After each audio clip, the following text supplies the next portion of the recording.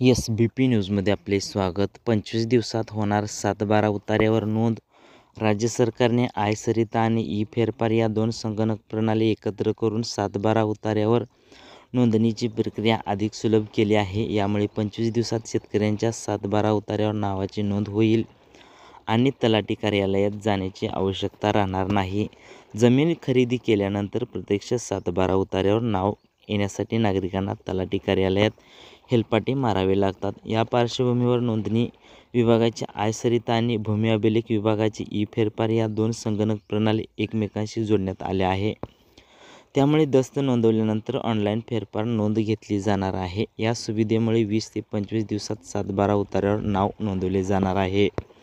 राज्याचा महसूल विभाग, नोंदणी व मुद्रांक शुल्क विभाग आणि माहिती तंत्रज्ञान विभागाने एकत्रित येत 7-12 उतारा आणि मिळकत परिपत्रकावर फेरफार नोंदणी घेण्याची प्रक्रिया सुटसुटीत व्हावी या हेतूने हा निर्णय घेतला. सदर प्रणालीचे कामकाज आता अत्यंत फलदायी झाले आहे.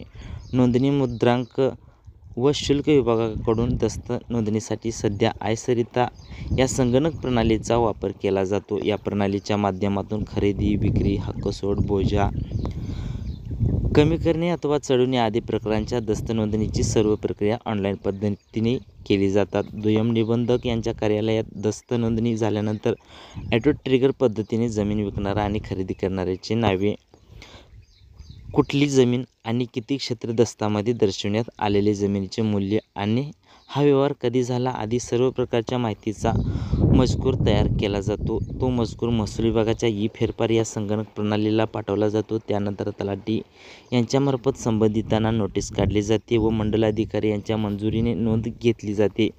त्या नोंदीचा अंमल 7-12 उतार्यावर आपोआप घेण्यात येतो. 3 संगणक प्रणाली संलग्न: आय-सरिता, ई-फेरफार आणि शहरी भागासाठी ई-PCIC या तीनही संगणक प्रणाली एकमेकांशी संलग्न करून ग्रामीण भागात 7-12 व शहरी भागातील मिळकत पत्रिका उतार्यावरील फेरफार नोंदी घेण्याचे काम या माध्यमातून सुरू करण्यात आले आहे, अशी माहिती भूमी अभिलेख विभागातील सूत्रांनी दिली. SBP न्यूज मराठी लाईक करा, शेअर करा, सबस्क्राईब करा.